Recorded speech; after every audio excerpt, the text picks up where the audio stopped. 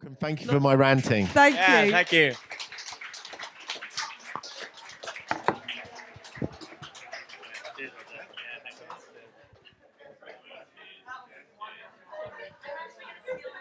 All right, guys. So our next fireside chat is breaking the format. Channel 4's formula to bold boundary pushing marketing. Oh, so I'd like to invite to the stage Sarah from Digitas and Amber from Channel 4. Am I taking this off?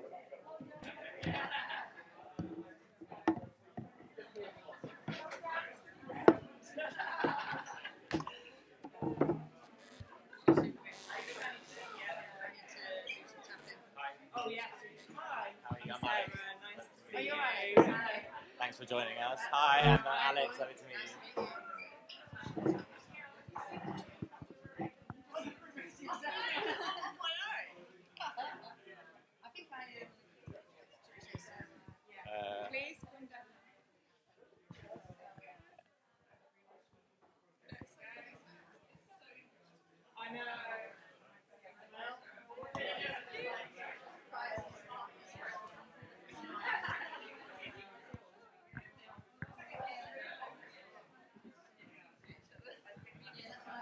Can I give you a mic?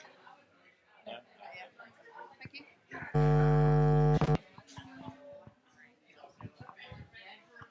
Testing. All right, guys, there's some seats at the front if you'd like to move down for those in the bar area.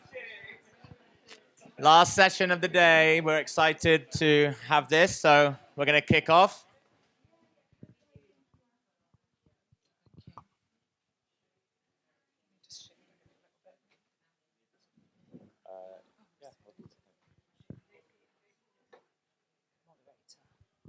All right, guys, a round of applause for our last panel.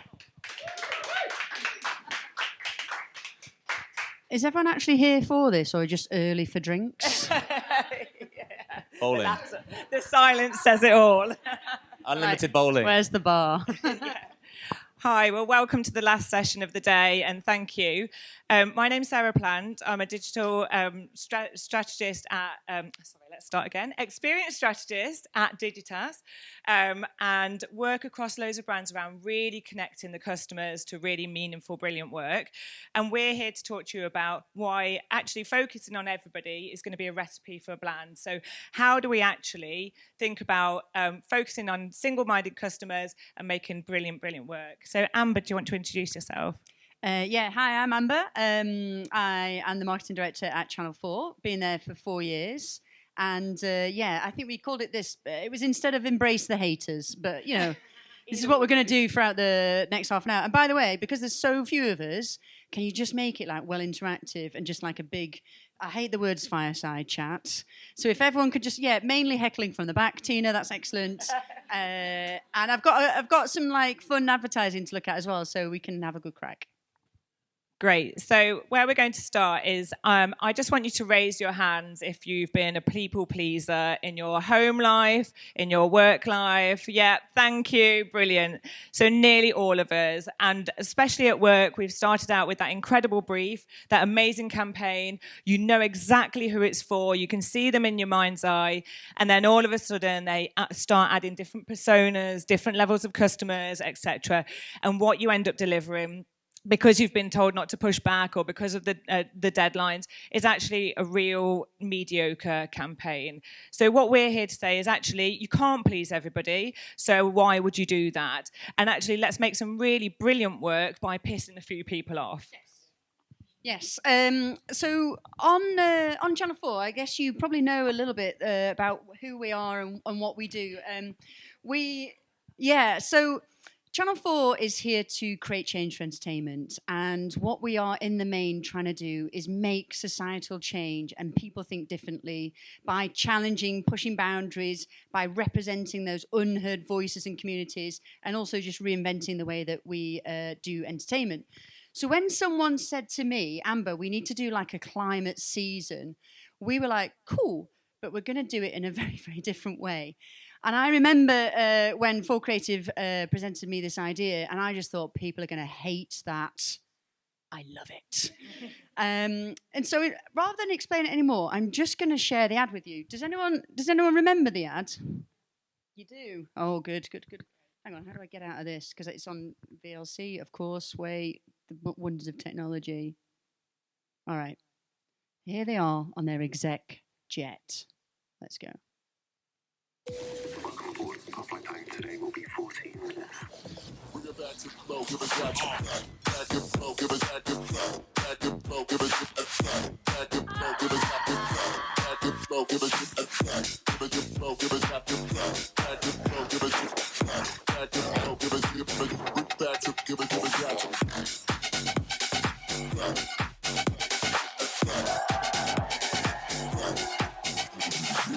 We're worried about our carbon footprint.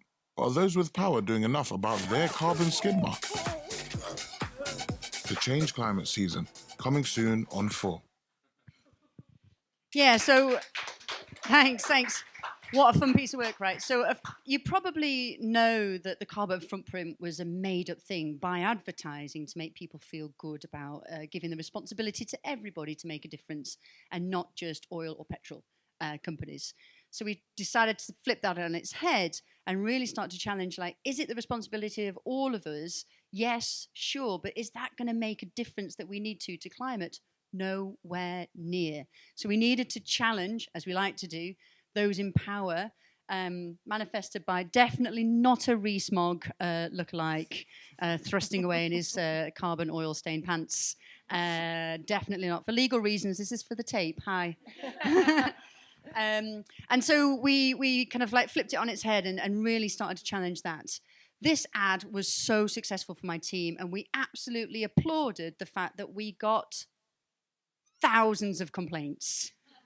Thousands. But none were upheld. They complained to Ofcom, etc. And they were like, I'm absolutely outraged, it's vile. And we said, yeah, it is pretty disgusting, actually. I'm glad you watched it. And they said, look, I can't believe that those in power aren't doing enough. I really think they need to. It's disgusting that the responsibility is all on all of us and our soggy paper straws. It's not going to solve it. And I was like, were you in the briefing session? But they were disgusted. They thought it was horrible, but they stopped, they watched, they looked at it, and they absolutely could tell us the message track back. And so that is where there were so many haters, but ultimately you've got to ruffle a few feathers to make change happen, because it's just not easy, right? It doesn't happen overnight. And I think, like you said, not making change is a recipe for bland for everybody. And actually, I think that what we need to recognise as well is that brands and consumers are changing their behaviour. They're thinking about how they interact with brands. So, for example, we work a lot with an ID platform where we can really understand not just the classic personas of, Sarah, she's nearly 41 in a few weeks' time.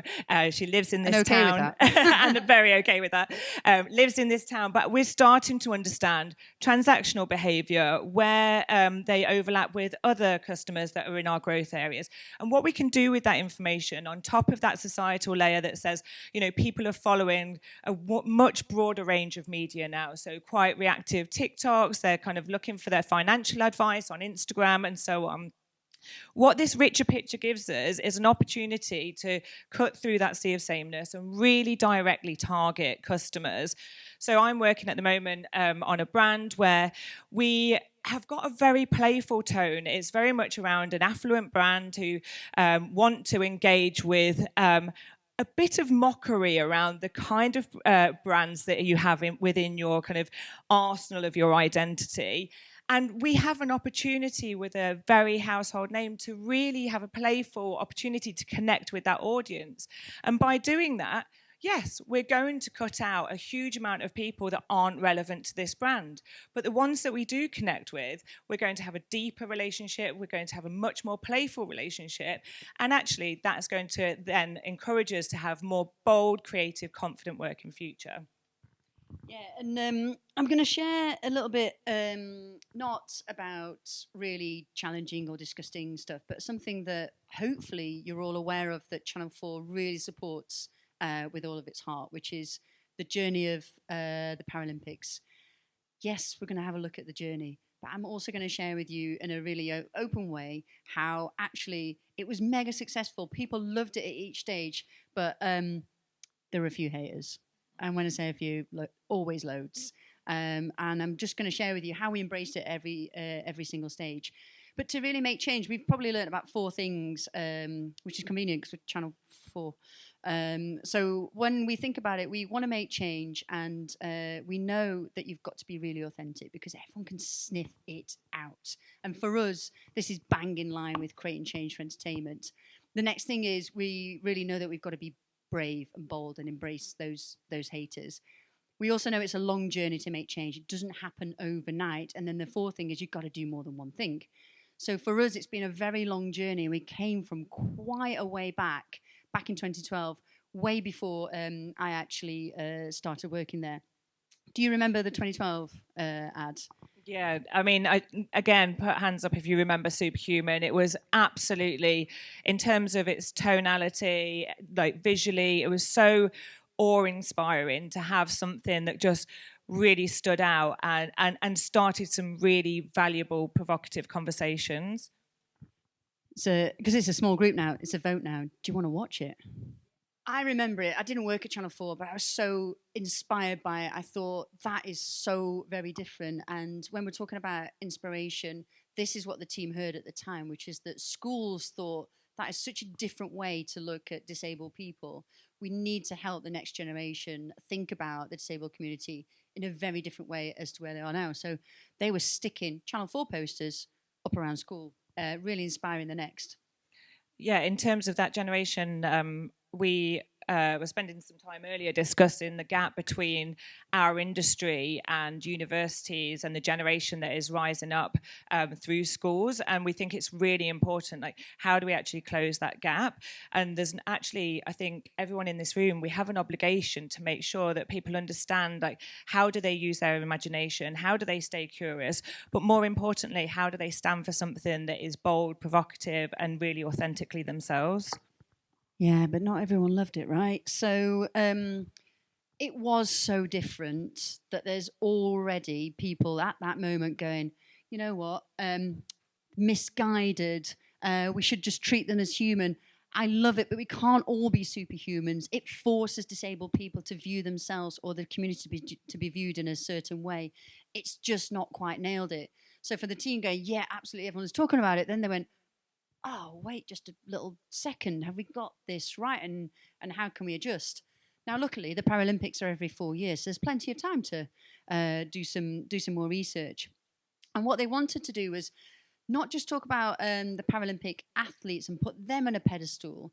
The disabled community felt a little bit alienated and they felt like they weren't included. So Channel 4 wanted to really open it up. And then we moved to Rio. Really joyous, celebratory town, right? Has anyone been to Rio? Yeah, it's Partyville, isn't it? It's dancing, it's full of joy. And so look at this. Do you want to watch the ad from 2016? Do you remember this one? Give it a clap, because otherwise it feels weird after a video. I didn't make it, so it's not clapping me. So, and then what did people say? So at the time, they thought it was a really brilliant ad. It was humbling, but it's also uplifting, warming, fantastic, and they just really enjoyed it. And I think the team at the time were like, right, no more pedestals or bionic superhumans. We've got it. We've embraced everybody. And then people went, well, no, I think it's wrong-headed, unhelpful, puts me to shame, because the people that were depicted in the ads felt very superhuman in a way that they were brushing their teeth with no arms, they were doing flips in their wheelchair. It just wasn't very real, and it wasn't embracing of the everyday challenges that was facing a disabled person in their everyday lives. It felt wrong, and ultimately, they say, no, sometimes we just can't. Your ad has gone so much further than where society really is, and it's just fucking difficult to be disabled in the way that people are viewing me, talking to me, and helping me through my everyday life. So Amber, how did you take, given this is like round 2 and there's lots of criticism in there that's obviously provoked uncomfortable feelings, how did you then kind of reinvent the brief or take that criticism and use it for the fuel to go on to the 3rd album? Well, it's disheartening, isn't it, when you just, every corner you've got great stuff coming and then also, like you say, criticism. But I guess the only thing to do is just listen. And the important thing is go back to why you exist as Channel 4. You're here to create change. And you're only going to be able to do that if you keep moving forward and knowing that these had done some great stuff. They weren't rubbish. They weren't all bad. It was just they hadn't helped everybody, or they'd gone too far in certain moments. And so, yeah, for Tokyo, it should say 2020, but we all know what happened then. 2021 is when it actually finally happened. And for these athletes, what they said to us when we were talking to them is they said, look, it's all pedestal-y. No, sometimes we can't, or at least it's very, very difficult. And it's not showing the fragility, the vulnerability, just the real grit that we need to be athletes in an every 4 years big moment. And so essentially, they said it's really about the human side. So we were like, we've got it.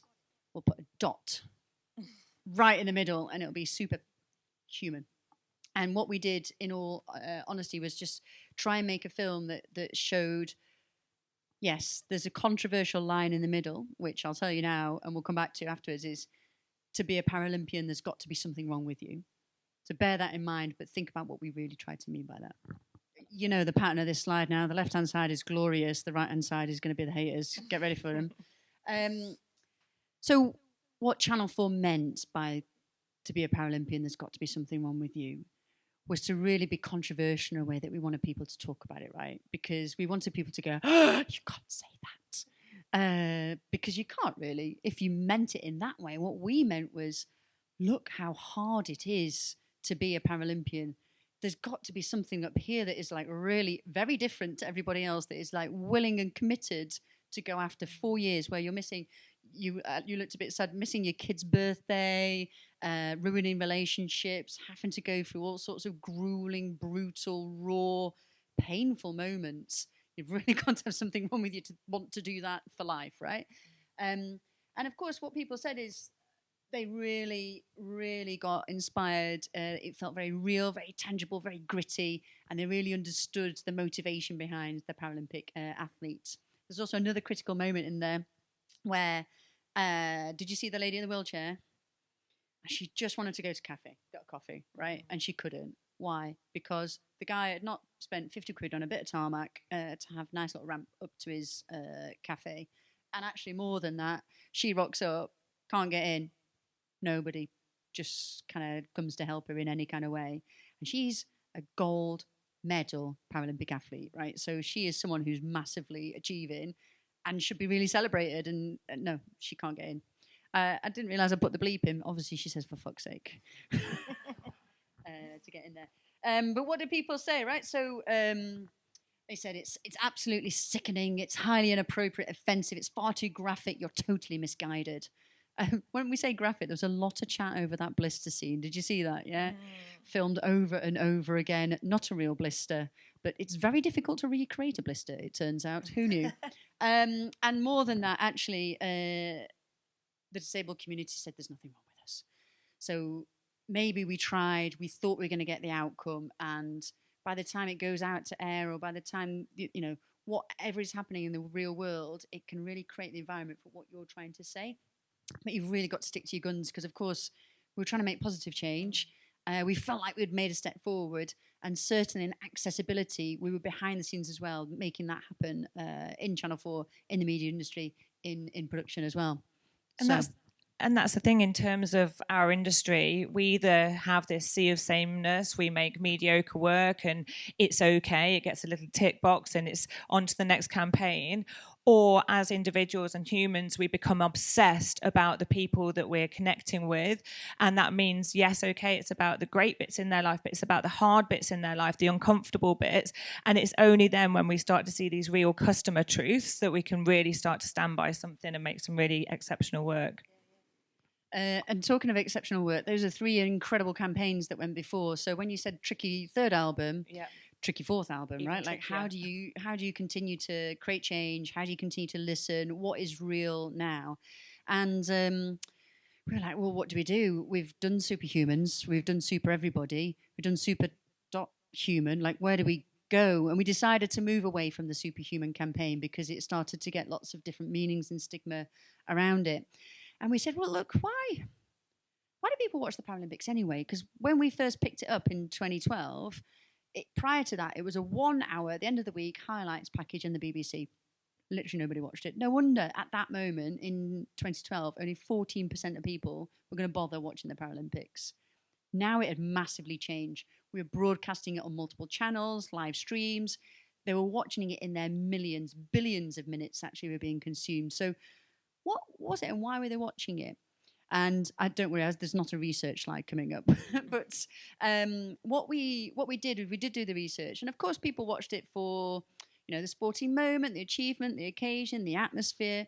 But the number one reason was actually really misguided, we felt. And it was really freaking patronizing and really condescending. And it was, people watched the Paralympics to watch those athletes overcome their disabilities. And the athletes were like, fuck that. I'm disabled. I'm an athlete in the Paralympics, but don't watch me with pity. Don't be so condescending that you're going to say, oh, that's so great, considering. And it was the audience's reaction and the audience's drive that was actually the most patronizing moment of this. And actually it's really true, not just for the athletes, but across the disabled community as well. And we were like, we're on to something. So we went deeper. We went through with disabled ad agencies, with Scope, with the IPC, everyone could possibly talk to really understand what could we do here that was going to be meaningful. And we came to this, which is immortalized in this mural here, but it's amazing. We just wanted to cross out the considering. And for us, it meant considering what. And so when we looked at the whole poster campaign, we wanted to show that the Paralympics is on the same stage as the Olympics. The prowess as a sporting achievement should be celebrated for that, because ultimately sport doesn't care about disability. It doesn't. Time, friction, gravity. It doesn't matter. Your tennis ball will be 1 millimeter out, whether you're in a wheelchair or not. It's still just 1 millimeter out. And that is the most important thing. So we created this. So what a tackle, given his condition. It's just a great tackle. This is Mox 1. He's very strong. That is genuine. That's not CGI or AI, any of the stuff going on. He can lift that weight. That is a lot and very impressive. And nobody should care that he has a small stature. It doesn't matter. He's just incredible for his sport. So that's amazing considering. And she's incredibly fast for someone in a wheelchair. No, she's just incredibly fast. To get that momentum going is amazing. It is a sport in itself. And those moments, the rivalries, the 1 centimetre wins, they're all as exciting as the Olympics. And that's what we wanted to do and change. So this is where we created also, there's another clock, hey? Considering what? Which has 10 seconds to go, so we'll count it down. There we go, 5. And Amber, I think one of the things that's really interesting with that is that you talked about research, and we don't have a research slide, but actually a lot of the time, particularly now, clients come to us and say, prove your research, show us the insights. And sometimes it's about proving why not to use those insights. So you were hearing we don't want to hear that, or it's considering these kind of this situation, but actually saying that's exactly, we're not going to please, we're going to provoke a conversation rather than that. Yeah, we had a good debate about making it uncomfortable for the audience, because we want to put people back in to watch it, and we wanted to create like a really massive moment. It's like nearly a home games, right? Paris, it's so close. And we were really successful in the broadcast of it. We wanted to make sure that people really felt inspired to watch it as well. Hence the real focus back on those real winning moments, despite the friction. And no, it wasn't Dame Sarah Story that fell off a bike. It was a body double. They did it twice, and then they whispered in my ear, they said, Amber, I can't do it again. This is the card. I've hurt my hip. We were like, it's okay, love. But I think we've got the shot, yeah. So that was a real fall off. But the interesting thing about that is the voiceover artist is a guy called Nabil, and he's a writer. And his line that he delivers, he's amazing for someone in a wheelchair, actually wasn't in the script to begin with at all. We weren't going to go back to that moment where we said, to be a Paralympian, there's got to be something wrong with you. So he added that in because he kept talking about it, and he kept saying, this is what I hear. By the way, Nabil is a voiceover artist and a writer. And he gets told, oh, that's amazing for someone in a wheelchair. I mean, what does that hinder you in any kind of way or make it different to do that? And he's absolutely sick of it. So he delivered that line over and over in the booth, and he came out crying because it was all this emotion that was inside of him that just came out. So we knew that we were on something that really meant something to him as a disabled person, to the athletes because they said so, and also to the viewers when they heard back. You ready? Left hand side is good, right hand side is bad. So they felt like they really understood what we were trying to say, that, yeah, it's the patronizing views that are broadcast, or it's how we sometimes think. I feel like I can see myself in it. They shouldn't be overcoming their disabilities. And again, we were like, oh, we've nailed it. Absolutely. Anyone who watches it can't help but be moved or motivated. And we're like, wonderful. Until we start to read the other side, which says, I'm shocked by the violence in your Paralympic ad. Can't spell Paralympic, but that's okay. It doesn't say anywhere that it should be seen as proudly disabled. It's like, oh, well, you can't do everything in 60 seconds. Like, what can you do within that? So we're realizing as we go, we can never please everybody, and we're ready to not do that because that would create bland. And then people go, it's nasty. Or indeed, what went on my end of year review, which was, you disgusting little people. But what also we heard and really understood is, in amongst all of that, where people were not following us, not with our message, in that moment it didn't resonate with them individually, and I think that's important. So the person that wrote in and said, oh, I'm proud to be disabled, maybe that's where we'll come to another moment, but we can't represent every single person's views in this change that we're trying to make. But of course, when you read something like that, that was genuinely written in by a viewer who said, oh, your commitment to inclusivity shines through in everything that you do. Thank you for championing the voices that need to be heard. We've obviously helped someone feel like they've been heard, and that is the everyday thing that Channel 4 is just all about. So we're really proud of that, and that just fuels us on for the next one, which I think is in 1,185 days in LA, baby. Not that anyone's counting. Need to breathe. So we just want to wrap up and really talk about how by being obsessively focused on the people that matter most, whether it's your campaign, whether it's a project, is really about what we should be doing. And you can be provocative, providing you're authentic and you've got that real intent that actually you're doing the right thing. We also think it's really important to inspire that next generation. How do we keep people curious? How do we keep people looking up from TikTok and this sea of media that they see wherever they are, kind of traveling to and from school or wherever they are?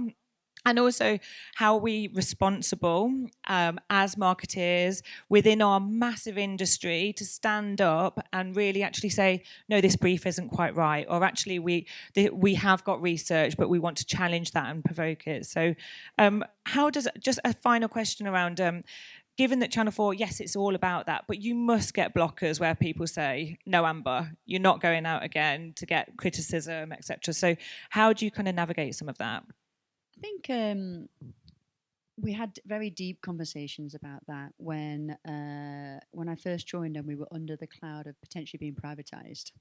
And in that moment, I don't know whether you remember, it was a few years back now, Nadine Dorries thought that we should be privatised and made a fully commercial venture, because today we are owned by you guys. We fund everything we do through advertising to do what is then written in law, which is to help create societal change or represent those unheard voices. And we get measured on that. What's difficult is to do that at the same time as a commercial viability, because sometimes to do that is not necessarily the thing that will make tons of money. So it's a constant balance for us. And we felt that we still needed to be a public entity to do all of those great things that are really core to everyone that works at Channel 4. And the worry was, if we're very controversial in these moments, as in we're pushing that and we're making change and we're very ready for the haters and we're ready for people not to be satisfied by that, would we jeopardize our dream that to not be privatized by people going, well, you see, you're not serving everybody, and you know, look at you, you're pissing these people off and these people off and not representing these people because you're representing these people over here. And that balance of, should we just be a goody two-shoes in this moment, right? Should we kind of toe the line and be a bit blander for everybody so we don't ruffle too many feathers either in the government or the industry or in the viewership? Because ultimately that might lead us to be privatized, and that might be a real challenge because that's not what we believed in. So we had very, very deep conversations about that. And I do remember those moments where we, the team, said, no, we are Channel 4. We've got to stick to what we are here to do, which is very core, is to create change. And we realized that, yes, the climate ad is like a relatively fun and very example of how people didn't take to it and how it does ruffle feathers. But ultimately, we realized that that's what we're here to do. And so to be quieter, to be not ourselves, to not be authentic, wouldn't be true to who we are. People would probably see that. And ultimately, we wouldn't achieve what we wanted to do, which is to not be privatized. So I think if I ever think about it, I go back to that time where I was under threat. My whole brand was under threat to be privatized. And I still wanted to create change. And I still knew that that might bring some controversy. So it was very easy. And we have a very excellent legal department. Thank you. Thanks. So on the theme of you can't please anybody, everybody, anyone, but do it anyway, those people pleasers that put their hands up, we would really like to hear questions, but we would also like to hear your examples of where, you know, you've gone against the grain, probably pissed a few people off, but actually delivered some really great work. So over to you. In the audience, don't be shy. Or you can just ask us any Yeah, random at the question. back, one sec. Oh.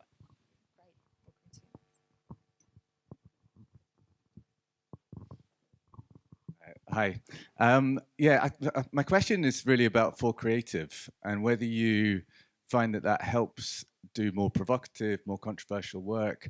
I mean, just as an outsider, it seems like, you know, compared to many other in-house agencies, which can be quite mediocre and actually not really very challenging, it's kind of completely the opposite. So just to understand a bit more about, you know, how that sits within the business, how it's nurtured, how you work with them directly, and along those lines.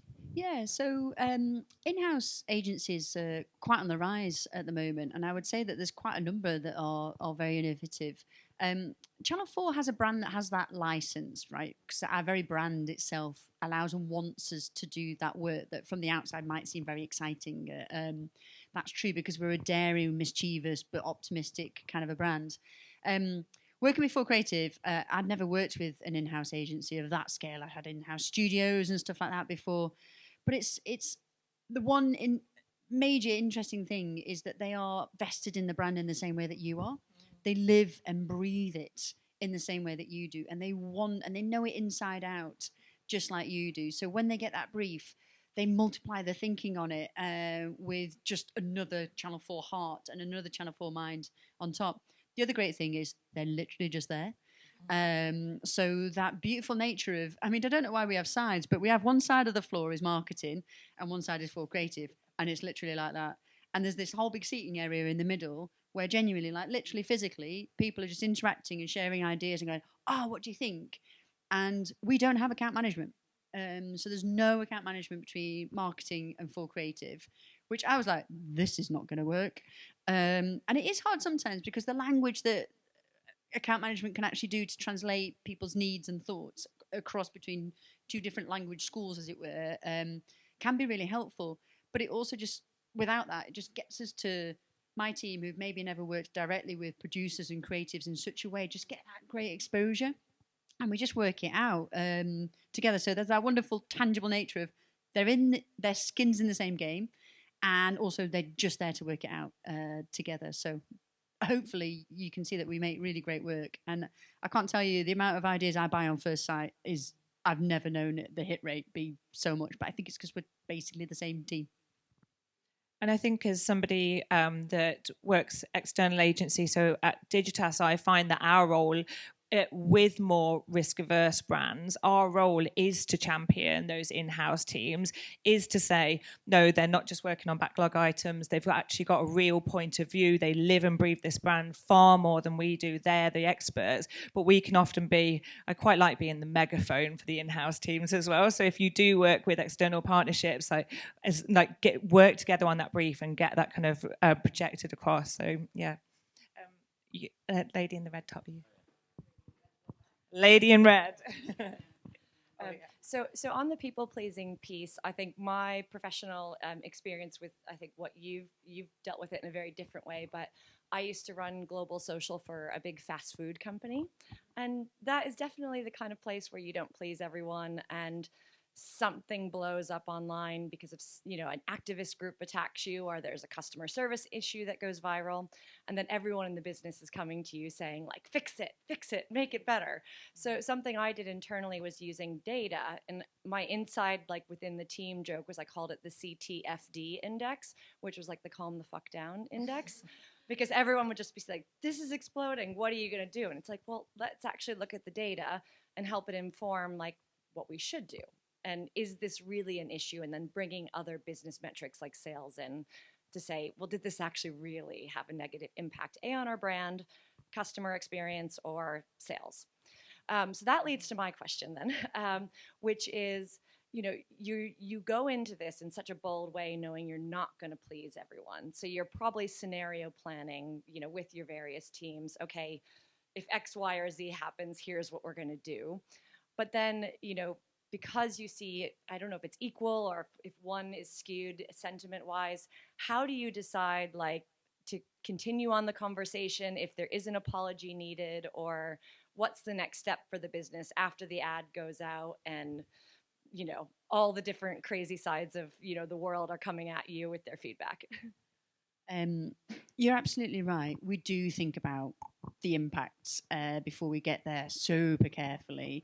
With the Paralympics, we get a lot. It's a long lead time, but most of our stuff is like seat of pants. Channel 4 is just like the most live place I've ever worked on. Right now, we've got like 7 linear channels, multiple like millions of people watching stuff through our streaming platform, even more people looking at our socials. We have 135 different channels. There's always something that blows up. So for the big stuff, we're always scenario planning before we get there. Absolutely. Love your index. Can I steal it? Thank you. And we do. And I think it's, you can scenario plan, and if you can spend too long scenario planning, you do like the big stuff, and then you're there in the moment. And we have a very live comms team. We have, it's just like constantly evaluating. I had to put my thing on mute just now because something was blowing up. I don't know what it is, but there's very clever people in my team that will be working on it. You just evaluate together. And as if you know and love your brand inside and out, then you'll know what's the right thing to do. But I can't agree more about overreacting to maybe one Twitter post or one X. Yeah. Yeah, exactly. So I agree. Yeah. Guy behind the pillar. Guy behind the pillar. That Sounds like a good album cover. Let me move from behind the pillar. First of all, great work, right? I think the fact that all the work it evoked reactions is a great thing as a marketer. Because the worst thing you want is work that doesn't evoke reaction. So it was all brilliant. And I personally like the last one the best, the amazing campaign, more than the other. And my question's actually around that, right? As marketers, it's so hard to do consistent work. And in big corporations, every brand manager wants to move to the next one.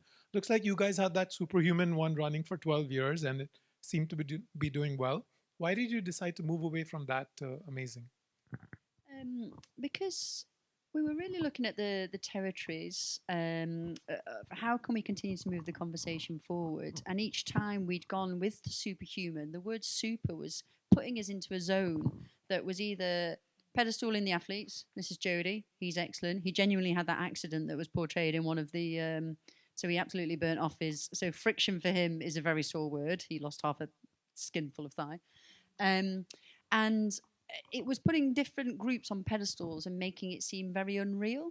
And we felt like we'd exhausted the narrative arc with it. So we just felt that it was time to let go. I think I like brands when they kind of rekindle old campaigns and are brave enough to do that because it's the right thing at this moment. I also like it when people are very brave enough to drop that thing that they were just hanging on to because they thought it was the thing. And so in this instance, we just really talked to everybody that was important to us, all of the disabled groups that we wanted to engage with and also the disabled community. And where it took us to a territory, this overcoming thing, it really got people quite angry. And the emotion that was coming out when we were talking, like in groups like this, I was like, there's something in that. There's something in that. And the quant data said it was the number one reason And we were like, why have we never done this before? It's because you can't tackle everything at once. So yeah, it was we'd exhausted where it had taken us to. It was quite nervy to let it go, but luckily, Full Creative are excellent. So they took us to a really treasured place. And I think just on that, I think that's where diving down into the customer, like customers want to feel like it's their grit, their determination, their juggling life, their time poor. So we're working across a number of different campaigns at the moment, across a number of different industries. And the real sentiment is, God, I work really hard for this life. Like, how does this brand recognize that I've not got time to do that, or I've not got time to search for a brand new EV car, for example? So I think recognizing and being empathetic sounds a bit patronizing as well, but just recognizing that life isn't just elevated, superhuman, glorious all the time, I think is really relevant for that as well.